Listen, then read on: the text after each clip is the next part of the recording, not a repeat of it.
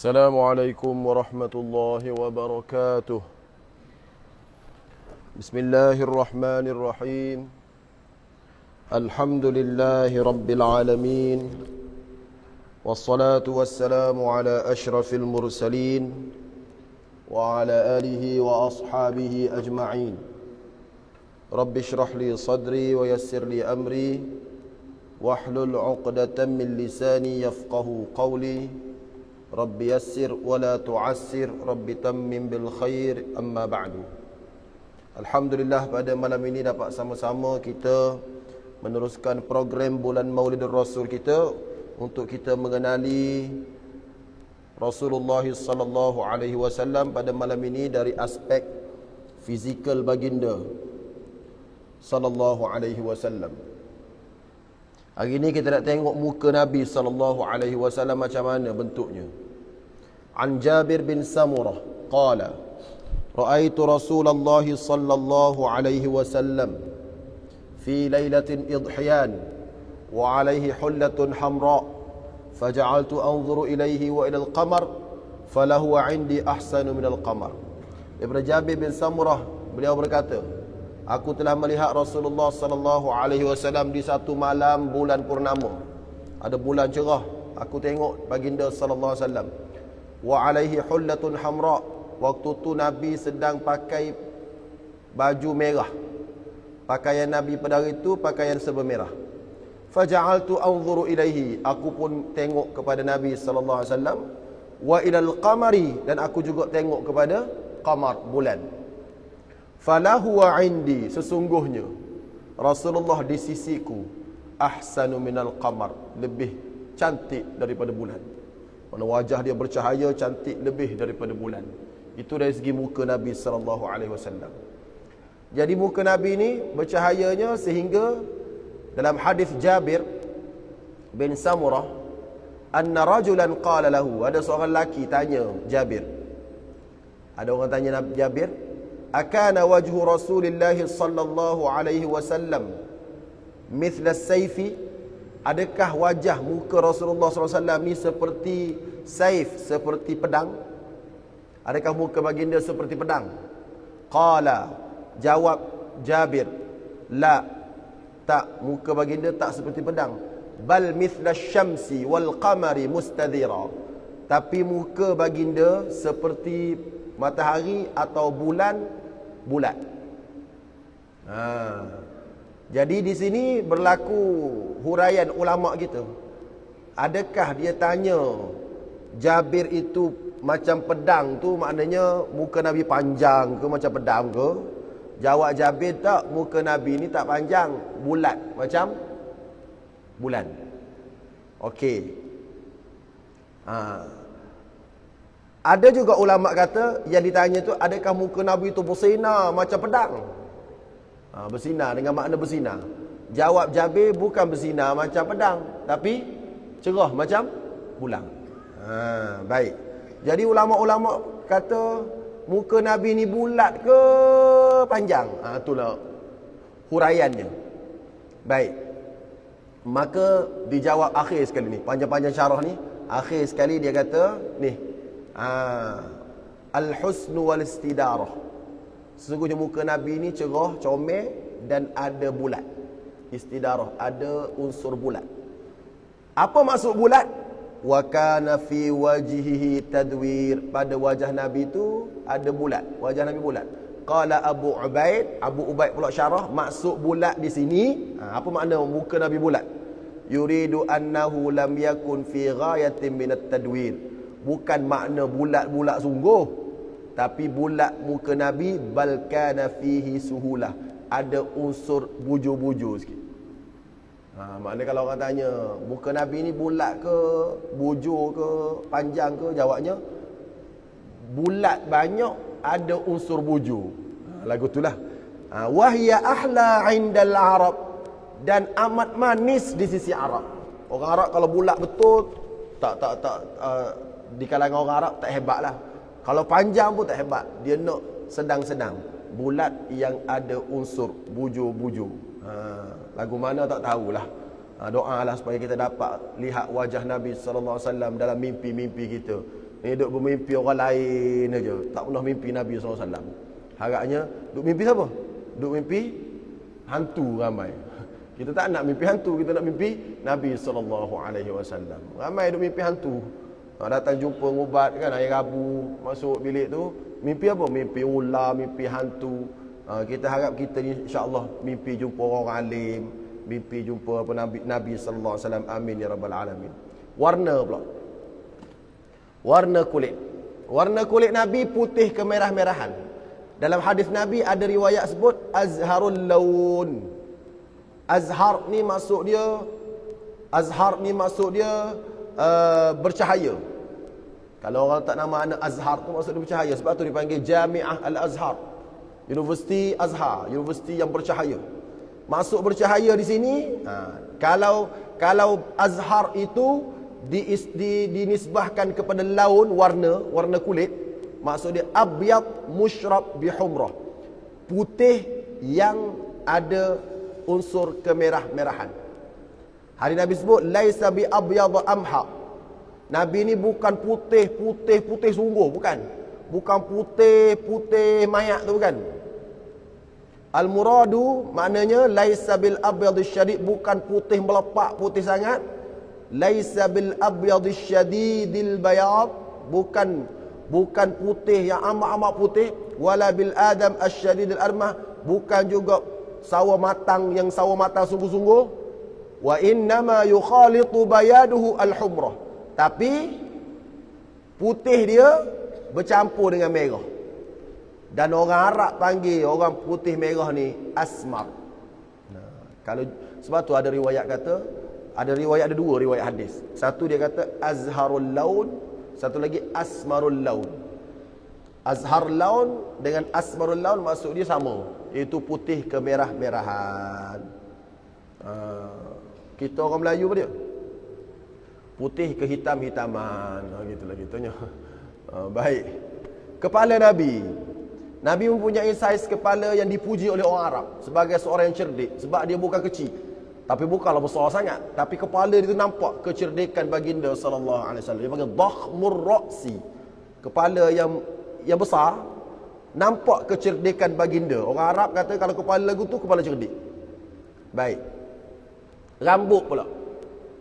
Dalam hadis Nabi sebut laisa bil ja'di wala bis sabti. Laisa bil ja'di tidak lurus, wala bis sabti tidak kerinting. Tapi dia bersifat beralun, ikal mayang cantik. Dan panjang dia ada 3 keadaan. Panjang rambut Nabi kadang-kadang sampai kat cuping telinga, kadang-kadang sampai kat bahu, kadang-kadang antara cuping telinga dan bahu. Tetapi Nabi menyikat rambut baginda, dan Nabi seorang yang amat handsome. Jadi kalau zaman sekarang ni jenis malas sikat rambut, lepas tu nak rambut panjang, lepas tu kata ikut Nabi, tak boleh. Tapi kalau jenis sikat rambut, ikut Nabi tak apa. Tapi Nabi bukan rambut panjang sentiasa, tak. Ada waktu dia rambut setakat cuping telinga, ada waktu dia sampai tengah antara cuping telinga.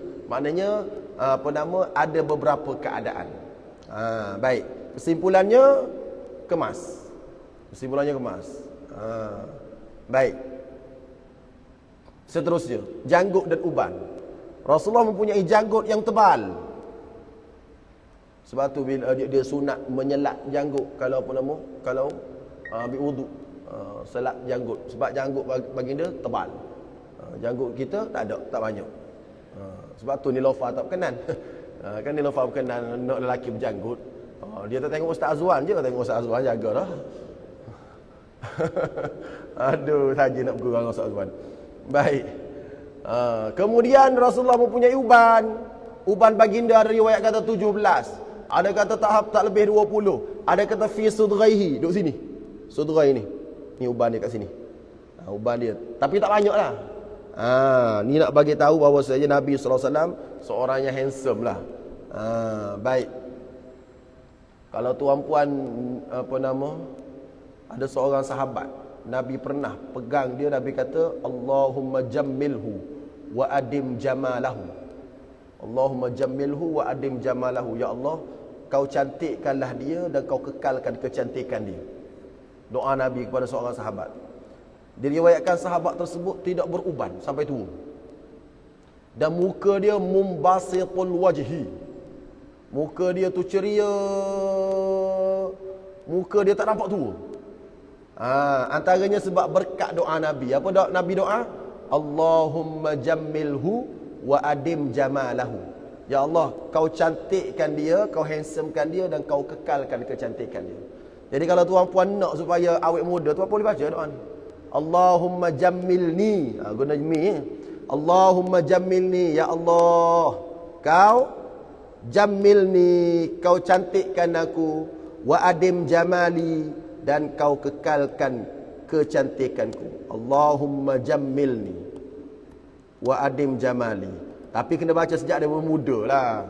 Kalau tua dah beruban dah baru nak baca, tak jadi muda balik dah. Wa adim jamali.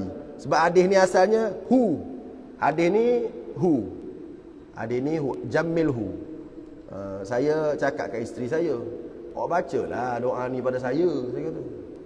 Bacalah doa ni pada saya supaya saya nampak awet muda. Dia kata, tak apalah, saya bacalah, dia kata.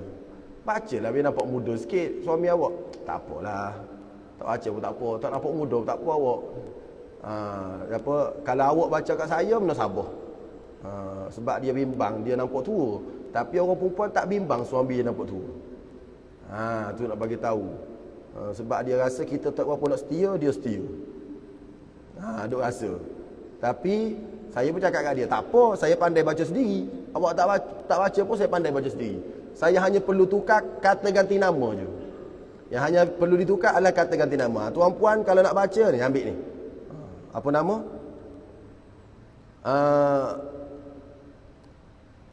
Kejap. Ambil gambar ni. Ambil gambar ni boleh baca.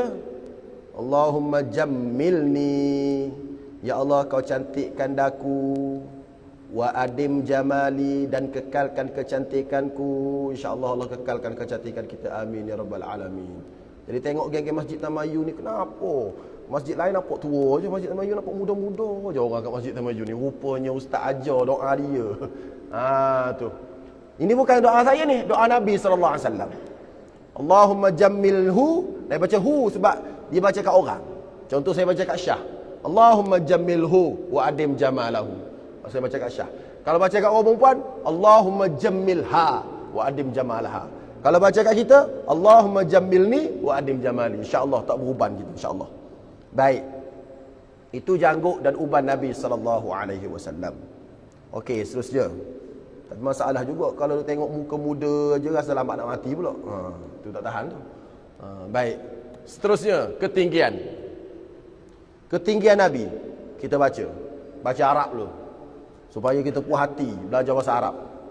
Kana min sifati Rasulullah sallallahu alaihi wasallam. Antara sifat Rasulullah SAW ialah annahu lam yakum bitawili zahirit tul. Tiadalah Nabi Muhammad tu tinggi lampai. Tak, dia bukan jenis tinggi lampai. Wala bil qasir, dia tidak bukan jenis rendah pula. Dia bukan rendah. Bal kana mutawassitatul. Bahkan Nabi ni seorang yang sederhana tingginya. Idza masya wahdah, kalau dia berjalan seorang-seorang. Duk seorang-seorang kita tengok, bukan lampai, bukan rendah. Cantik je. Dia panggil murabba'. Wa ma'a dhalika, dalam waktu yang sama, falam yakun yumashihi ahadun minan nas, tidak ada seorang pun daripada manusia yang tinggi, yunsabu ila tul, yang tinggi, illa talahu. Kalau dia berjalan dengan Nabi akan nampak Rasulullah SAW, Nabi akan nampak lebih tinggi daripada orang tu. Maknanya Nabi ni kalau jalan seorang nampak biasa je, taklah tinggi, taklah rendah. Tapi kalau ada orang nak jalan sama dengan dia, dan orang itu diistilahkan sebagai seorang tinggi lampai, takkan nampak orang tinggi lampai itu lebih tinggi daripada Nabi. Boleh faham maksud saya? Okey. Wala rubbama yamshi ila janbihi ar-rajulani at-tawilani fayatuluhuma. Contohnya dia kata, kalau ada dua orang lelaki tinggi yang berjalan sebelah Nabi, ni tinggi, Nabi duduk tengah, fayatuluhuma, pasti Nabi nampak lebih tinggi daripada dua orang lelaki tinggi itu.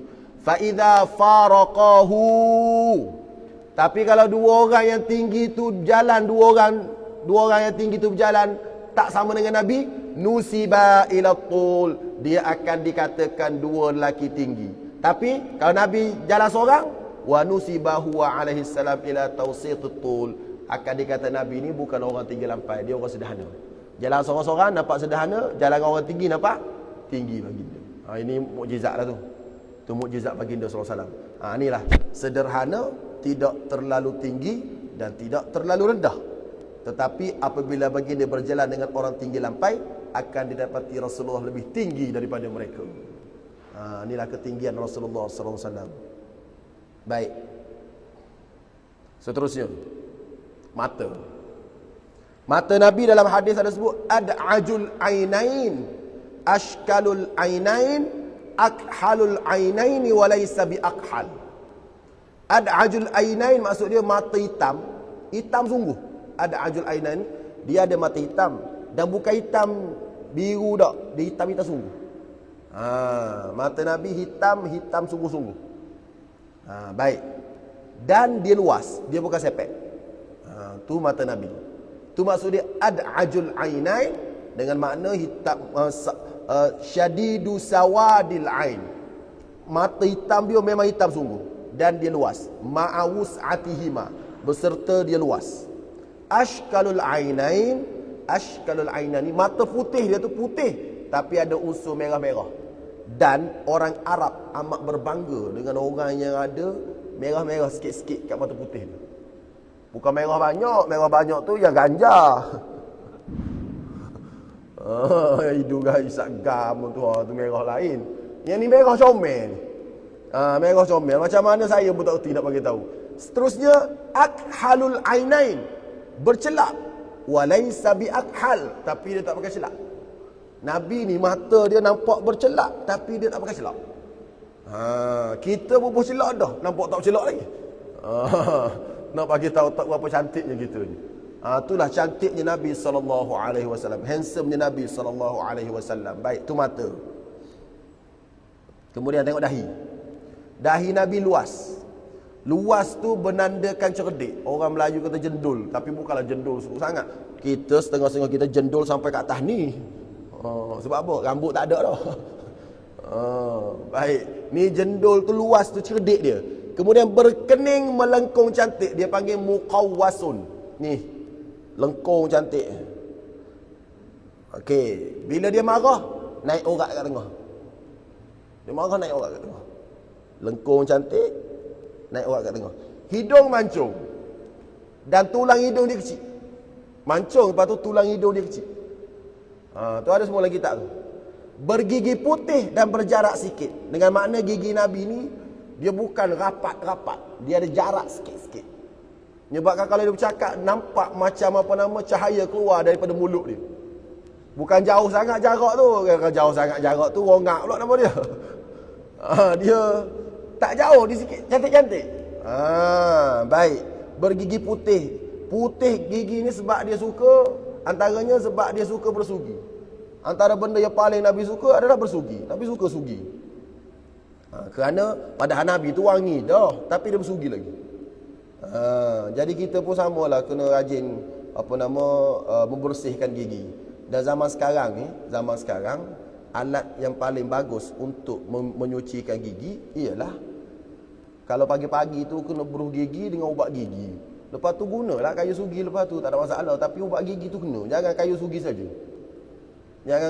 saja. Sebab tak capai maqasid bersih mulut. Dia kata tu Nabi tu guna kayu sugi tu zaman Nabi lain. Kalau kita kata guna kayu sugi tak usah gosok gigi, pergi surau naik unta lah, sesuai dengan kayu sugi semata-mata tu. Nampak tak? Sebab yang Nabi kehendaki mengikut kata Syekh Yusuf Al-Qardawi ialah yang Nabi kehendaki ialah bukan kayunya tapi bersih. Tu maqasid dia. Bukan kayunya tapi bersihnya. Oleh kerana itu, maka kalau zaman sekarang kena cari ubat gigi, kena cari berus gigi.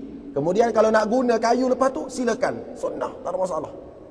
Tapi jangan pula kata berus gigi itu tidak sunnah. Berus gigi pun sunnah. Sama-sama sunnah. Tapi kalau guna yang kecil tu untuk sebelum sembahyang, cantik. Guna yang kecil sebelum sembahyang. Pagi-pagi nak subuh, gosok gigi. Kemudian guna yang kecil untuk sembahyang, cantik. Itu lagi cantik. Sebab Nabi sebut, laula an asyqa ala ummati la amartuhum bisiwak 'inda kulli salah. Kalau tidak menyusahkan umat aku, pasti aku akan suruh umat aku bersiwak setiap kali nak sembahyang. Jadi kalau nak sembahyang, nak bersugi, takkan nak ambil ubat bersugi gigi. Nak sembahyang dalam saf, tak masalah apa. Gunalah kayu gigi kecil tu. Tapi ada pula hadis lain Nabi kata, likulli wudu'in, bersiwak, bersugi setiap kali berwuduk. Waktu berwuduk tu cantiklah guna bergigi. Waktu nak sembahyang, guna kayu sugi kecil. Cantiklah dua-dua sunnah. Baik. Yang penting jangan mengganggu orang sebelah. Disebabkan kita tidak tidak membersihkan mulut dengan sempurna. Jadi orang sembahyang sebelah pun tak berapa nak khusyuk. Saya ingat almarhum ayah saya cerita, kalau dia pergi masjid, dia kata, dia cerita kat saya lah, dia tak sebut nama. Ada seorang pakcik ni, kalau dia tengok ada situ, dia tak duduk sembahyang sebelah pakcik tu. Sebab dia kata bau rokok yang amat, kita pening nak baca Fatihah sebelah tu. Jadi orang yang isap rokok ni kena bersugi. Nak sembahyang kena bersugi, kena. Kalau tak mengganggu orang sebelah. Ganggu orang sebelah, kesian kat orang sebelah. Baik. Tapi tak usah merokok terus awal-awal lagi lah, senang. Baik. Mulut Nabi lebar, menunjukkan kefasihan dan kelantangan ketika bercakap. Lebar pun bukan lebar tak cantik, lebar cantik. Maknanya bukan mulut kecil dah. Mulut cantik, yang mana orang Arab tengok mulut dia, orang Arab tahu dah. Ini jenis kalau cakap fasih. Kalau cakap dia fasih. Dia ada orang mulut kecil cakap tak fasih. Tapi Nabi ni cakap fasih.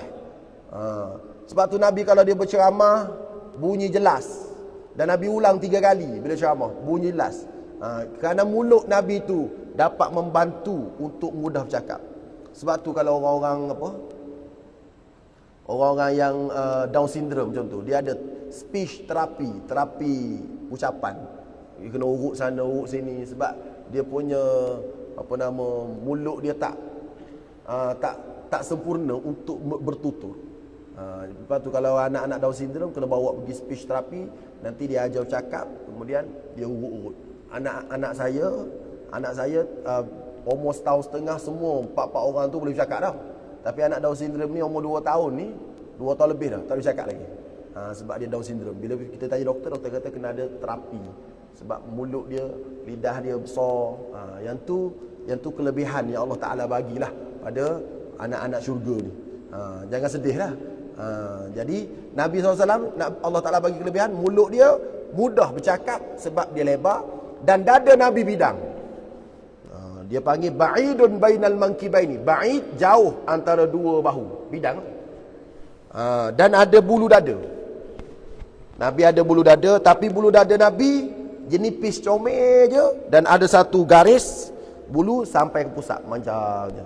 Yang sini bulu sini, tapi dia tak tebal. Kalau tengok tu cantik lah. Tak ada lah kalau pakai baju singlet sampai keluar, tak ada lah. Jadi dia nipis comel lah. Lepas tu dia ada satu garis memanjang, sambung sampai ke pusat. Yang ni sawa as-sadri wal batni, yang ni payah ni. Perut sama dengan dada. Yang ni maksud dia payah ni, tak buncit ni. Haji Haris ni kalau kat sini ni. Perut tak buncit. Kalau Ustaz Rifki KO. Mula-mula kahwin dulu pakai seluar 32. Waktu tu lah. Sekarang 40. Tu masalah. Nak macam mana? Hidup bahagia apa? Penyakit banyak sebenarnya. Tak tahulah apa nama Ustaz Azwar macam mana. Ustaz Azwar takut maintain kot. Baik. Okey, nak bagi tahu Nabi SAW ni dia dan orang Arab sebut syair, dia kata khuliqta kama tasha. Kamu dicipta sebagaimana kamu kehendaki. Maknanya Allah cipta Nabi ni macam Nabi kehendaki. Memang macam kita lah, Kalau kita boleh cakap kat Allah, kau cerita aku lagu mana? Kita kau cakap nak tinggi macam ni, perut jangan buncit, mata gini, kulit jangan hitam. Tak. Nabi gitulah. Seolah-olah Allah cipta dia tu macam dia nak lagu tu. Faham tak? Dia minta dengan Allah sebab cantik sangat. Handsome sangat. Tapi tu pelik tau. Kalau tak ada hidayah tuan-puan, Nabi dah lah handsome, baik, lagi comel, lagi akhlak baik, lagi cakap pelan-pelan, tak ada juga. Tapi Abu Jahal duk kafir situ. Betul tak? Abu Lahab duk kafir situ. Nak bagi tahu kerah palanya geng-geng tu. Kita ni kita dengar ini cerita ni, bukan kita tengok, kita dengar, kita rasa suka lah. Kalau aku hidup zaman tu, aku nak jadi pengikut Nabi yang terawal. Kita dengar bang, bukan tengok. Tu nak bagi tahu hebatnya Nabi sallallahu alaihi wasallam.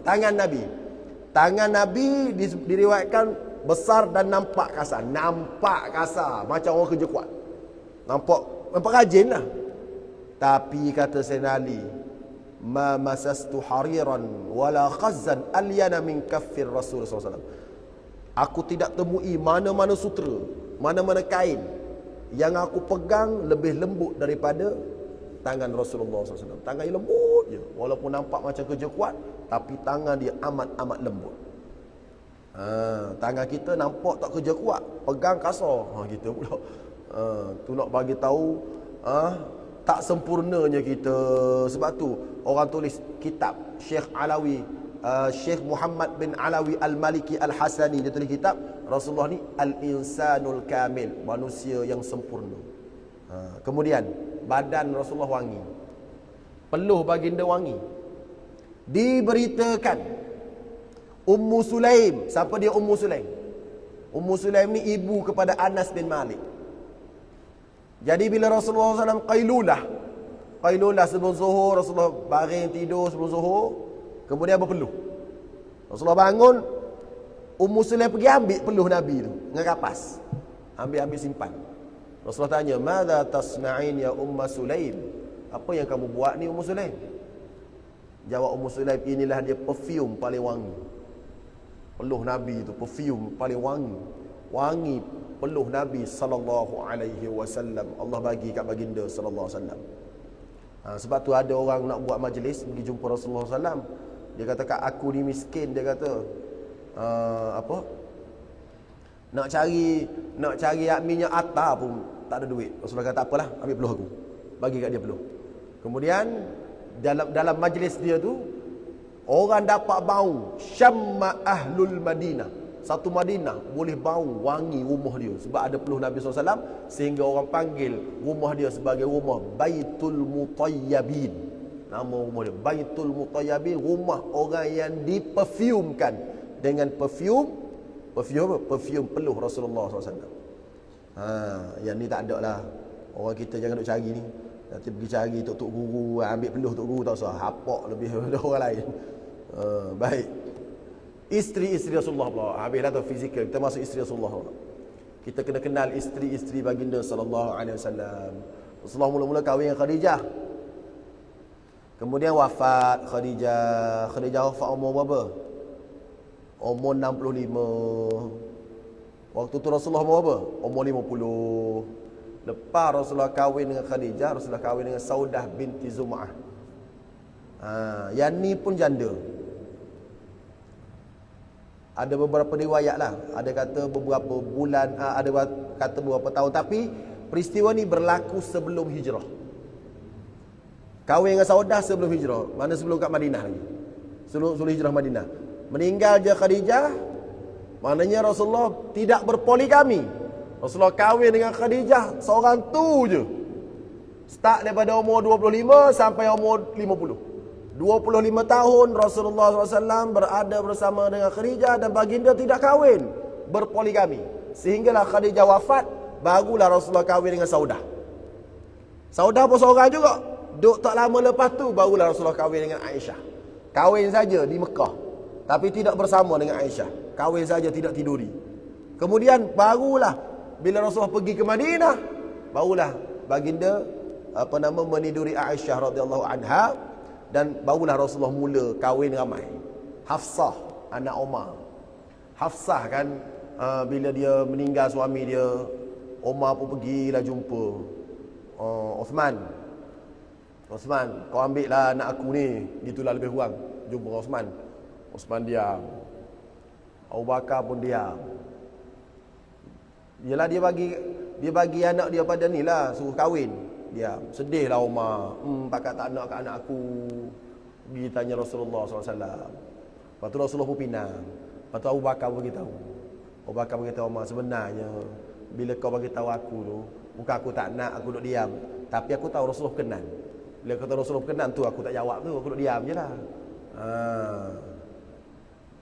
Jadi tuan-puan kalau ada anak, carilah orang baik, budak-budak masjid. Ni anak aku ni, kok dia diam, tak jawab. Mungkin imam nak, mana tahu. Bukan imam ni, imam lain. Contoh. Baik. Okey. Hafsah binti Umar, Zainab binti Jahshin. Siapa dia Zainab binti Jahshin? Ini isteri kepada Zaid bin Harithah. Dia bercerai dengan Zaid. Zaid tu siapa? Zaid itu adalah anak angkat Rasulullah sallallahu alaihi wasallam. Bising kat Madinah, Muhammad kahwin dengan menantu. Allah Taala pun turun Quran, ayat Quran, falamma qada Zaidun minha wataran zawwajnakaha. Bila mana Zaid sudah selesai iddah dengan Zainab, zawwajnakaha, kami kahwinkan, iaitu Allah Taala kahwinkan kamu wahai Muhammad dengan bekas isteri Zaid, likaila yakuna harajun fi azwaji ad'iyaikum idza qadaw minhunna watara. Nak bagi tahu bahawasanya kahwin dengan menantu anak angkat ni tak salah. Yang tak boleh kahwin dengan menantu betul. Menantu betul dengan makna kalau dah bercerai, dia sampai bila pun tetap haram dengan kita, sebab dia menantu betul. Tapi menantu anak angkat tak apa. Baik. Kemudian Zainab binti Khuzaimah. Zainab binti Khuzaimah ni Nabi kahwin 2 bulan je. Sebab apa? Meninggal. Dia meninggal. Jadi sempat kahwin 2 bulan. Jadi isteri Rasulullah yang meninggal ketika Rasulullah hidup, Khadijah. Dan Khadijah ni ketika Rasulullah kahwin dengan beliau, dia dapat lahirkan 6 orang anak. 6. Anak Nabi ada 7. Jadi ramai-ramai yang mengandung, Khadijah seorang. Seorang lagi Maryah. Seorang lagi Maryah Al-Qibtiyah. Ni Maryah Al-Qibtiyah. Maryah Al-Qibtiyah anak Rasulullah dengan Maryah nama Ibrahim. Nama Ibrahim. Maryah melahirkan zuriat keturunan Rasulullah. Cuma orang ulama dia Ibrahim, ibu Ibrahim. Kemudian cuma ulama dia dia berbeza pandangan lah. Ada mengatakan Maryah Al-Qibtiyah ni bukan isteri tapi hamba. Ada juga. Sebab dia adalah hamba yang dihadiahkan oleh Raja Muqawqis kepada baginda sallallahu alaihi wasallam. Jadi kalau tuan-puan jumpa kitab yang tidak senaraikan Maryah sebagai isteri Nabi, ada. Contoh Ar-Rahiqul Makhtum, dia tak senaraikan. Ibu kepada Ibrahim.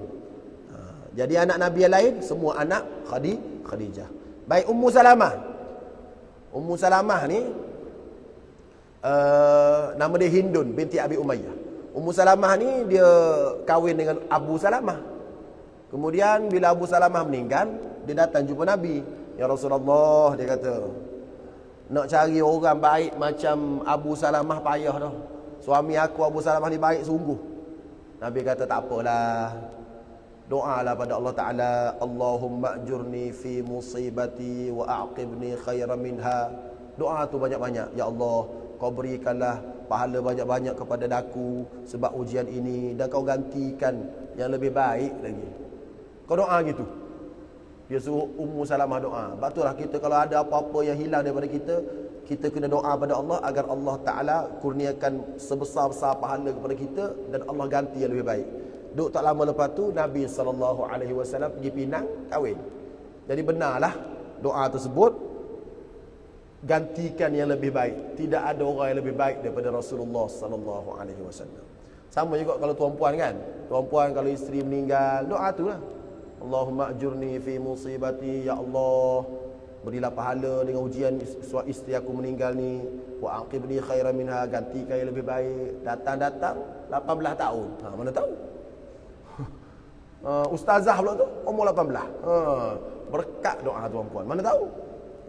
Baik. Ummu Habibah, Juwairiyah, Maimunah, Al-Harith, Safiyah binti Huyai bin Akhtab, Maria Al-Qibtiyah. Ini nak cerita seorang-seorang ni panjang, tak apa. Setakat tu dulu. Kita belajar sikit-sikit. Kemudian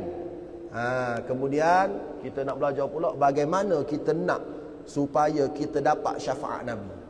Kita nak supaya kita dapat syafaat Nabi. Apa amalan untuk kita dapat syafaat Nabi? Okey, dia ada 5 amalan untuk dapat syafaat Nabi. Ada 5 amalan. Amalan pertama, nak dapat syafaat. Amalan pertama, kena esakan Allah, mati dalam keadaan mentauhidkan Allah dan tidak syirik. Siapa-siapa mati tak syirik, dapat syafaat. Berdasarkan hadis Nabi, likulli nabiyyin da'watun mustajabah. Setiap nabi itu ada doa yang mustajab. Fata'ajjala kullu nabiyyin da'watah. Setiap nabi sudah guna power doa mustajab dia. Guna belaka dah nabi-nabi. Wa inni ikhtaba'tu da'wati, aku pula tak guna doa tu. Aku simpan doa aku syafa'atan li ummati, sebab aku nak bagi syafaat pada umat aku yaumal qiyamah, di hari kiamat kelak. Fahiya na'ilatun insyaallah, dan syafaat aku itu akan diperolehi dengan izin Allah kepada siapa? Man mata min ummati la yusyriku billahi syai'a. Orang yang mati dari kalangan umatku yang tidak mensyirikkan Allah. Kalau mati syirikkan Allah, dia tak dapat syafaat Nabi. Walaupun dia tu Abu Talib, tak dapat syafaat Nabi. Walaupun dia tu Abu Lahab, tak dapat syafaat Nabi, sebab dia mati tidak mentauhidkan Allah. Jadi kita kena doa banyak-banyak supaya kita ni mati dalam keadaan beriman kepada Allah. Insya-Allah dapat syafaat Nabi. Itu satu. Yang kedua orang dapat syafaat Nabi ialah orang jawab azan dan doa lepas azan. Yang ni sebab Nabi sebut, man qala hina yasma'un nida. Siapa-siapa yang baca ketika selepas dengar azan. Apa dia? Allahumma rabba hadhihi ad-da'wati at-tammah. Allahumma rabba hadhihi ad-da'wati at-tammah was-salati al-qa'imah ati Muhammadan al-wasilata wal-fadilah wab'athhu maqaman mahmudan alladhi wa'adtah. Panjang tu je yang adalah hadis Nabi. Allahumma rabba hadhihi ad-da'wati at-tammah was-salati al-qa'imah ati Muhammadan al-wasilata wal-fadilah halat lahu syafaati yaumal qiyamah. Dia akan dapat syafaat aku. Jadi lepas azan kena baca doa ni. Dan syarat yang kedua, selain daripada baca doa azan, idza sami'tumul muadzin, bila kamu dengar orang azan, faqulu mithla ma yaqulu, kamu kena jawab sebagaimana dia cakap. Thumma sallu alayya, kemudian kamu kena selawat ke atas aku. Fa innahu man shalla alayya salatan sallallahu alaihi biha asyra. Siapa-siapa selawat pada aku sekali, Allah turun rahmat pada dia 10. Lepas selawat pada aku, baca doa ni. Baca doa atas ni. Jadi maknanya bila Bilal dah apa? Bila Bilal dah habis tu, la ilaha illallah, kita pun jawab la ilaha illallah Muhammadur Rasulullah sallallahu alaihi wasallam. Bagi selawat dulu. Lepas tu baru Allahumma rabb hadhihi ad-da'wati at-tammah. Orang amal gini insya-Allah dapat syafaat Nabi. Syafaat Nabi yang seterusnya mati di Madinah. Ini susahlah sikit. Orang mati di Madinah dia akan dapat syafaat Nabi. Kerana Nabi SAW sabda, la yasbiru ala la'wa'il madinati wa shiddatiha ahadun min ummati illa kuntu lahu syafi'an yaumal qiyamah aw syahidan. Pertama, orang yang sabar dengan ujian di Madinah, dan yang kedua orang yang mati di Madinah. Mati dan sabar ujian. Mati dan sabar ujian. Satu lagi. Sabar ujian. Contoh dia pergi umrah. Musim sejuk. Sejuk sungguh sampai demam. Demam teruk. Dia sabar je. InsyaAllah dia dapat syafaat. Sebab Nabi bersabda, la yasdiru ala la'wa'il madinati wa shiddatiha ahadun min ummati.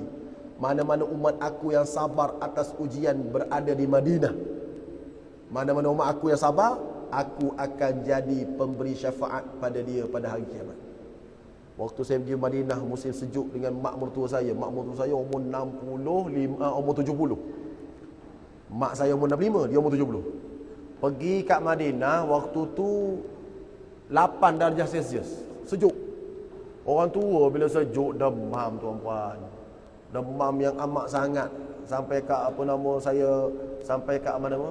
Kat airport nak balik tu pun demam, sampai tak boleh jalan.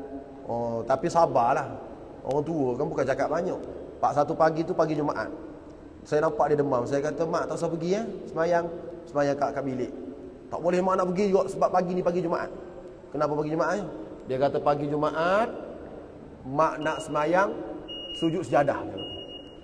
Orang tua dia tak boleh semayang sujud sejadah, dia rasa tak sah semayang, rasa tak puas hati. Saya kata kat Madinah ni bukan dia semayang sujud sejadah tiap-tiap pagi mah. Tiap-tiap pagi Jumaat. Kat Malaysia je tiap-tiap Jumaatnya. Betul kan? Kat Mekah tu selama saya duduk pergi baru sekali saya dapat. Baru sekali saya semayang kat Mekah sekali. Yang lain yang kat surah lain. Mak kata tak boleh, mak nak pergi juga. Pergi imam baca surah Al-Kahfi. Balik tu tengok. Balik dia tunggu kat luar tu tak ketar. Allah kata sabarnya dia. Moga-moga dia dapat syafaat Nabi SAW. Satu lagi, siapa-siapa yang mati di Madinah, dia akan dapat syafaat Nabi. Jadi kalau mutawif bawa orang pergi umrah, kalaulah orang umrah tu demam kat Madinah sebab sejuk sangat, baca hadis ni. Allah bagi demam tu, Allah nak bagi syafaat pada awak lah tu. Nabi nak bagi syafaat dengan syarat kau jangan bising lah. Kemudian selawat ke atas Nabi. Nabi kata, hadis Tabrani, siapa-siapa selawat 10 kali pagi, 10 kali petang, dapat syafaat Nabi. Pendek ya, Allahumma salli ala Muhammad wa ala ali Muhammad, contoh 10 kali pagi, 10 kali petang, dapat syafaat Nabi. Selawat. Yang seterusnya, orang yang ada anak kecil mati 3 orang. Mana-mana orang yang Allah Ta'ala uji, anak tak sampai umur balik lagi 3 orang mati, confirm dapat syafaat Nabi. Yang ni mak mertua saya dapat. Anak dia 3 orang, seorang mati umur setahun, seorang mati umur 2 tahun, seorang mati umur 5 tahun. Tiga-tiga tak apa nama, tak balik lagi. Jadi dia akan dapat syafaat Nabi sebab Nabi bagi tahu. Sebab tu saya cakap kat mak mertua, kalau nak masuk syurga, anak-anak tarik tu tengok tu menantu kat mana. Tengok menantu tu, paling tengok mana rezeki ni, nak masuk sekali. Nak bagi tahu kelebihan orang anak kecil mati 3 orang. Tadi saya kuliah, ada orang perempuan tanya, "Ustaz, anak saya mati seorang je." Jadi tak dapat syafaat sebab 3. Saya kata gini, yang 3 orang hadis ni, yang seorang hadis lain. Hadis lain kata bila yang seorang ni pula yang meninggal tua pun tak apa. Bukan meninggal, yang ni 3 orang meninggal tak balik. Hadis satu lagi, 3 orang anak meninggal, tak kira balik ke tak balik, tapi seorang anak. Siapa-siapa yang meninggal anak dia seorang, balik ke tak balik, maka dia akan dapat satu syurga, satu mahligai dalam syurga. Nama mahligai tersebut Baitul Hamdi. Dengan syarat dia sabar, dia tahmid, dia puji Allah, dan dia innalillah. Bila anak meninggal, orang bagi tahu dia anak dia meninggal, innalillahi wa inna ilaihi raji'un, alhamdulillah atas ujian Allah ni. Dia boleh cakap itu, insya-Allah dia dapat benda lain kat dalam syurga. Jadi itu kelebihan. Ada satu lagi, kena banyak rajin semayang baru dapat syafaat Nabi. 5 benda ni adalah merupakan saluran syafaat Nabi sallallahu alaihi wasallam. Habislah. Minggu depan kita sambung tafsir. Wallahu a'lam. Aqulu qawli hadha wa astaghfirullah li wa lakum. Wassalamualaikum warahmatullahi wabarakatuh. Allahumma anfa'na bima 'allamtana wa 'allimna ma yanfa'una. Allahumma zidna ilma. Wa sallallahu ala sayyidina Muhammad wa ala alihi wasallam. Alhamdulillahirabbil alamin.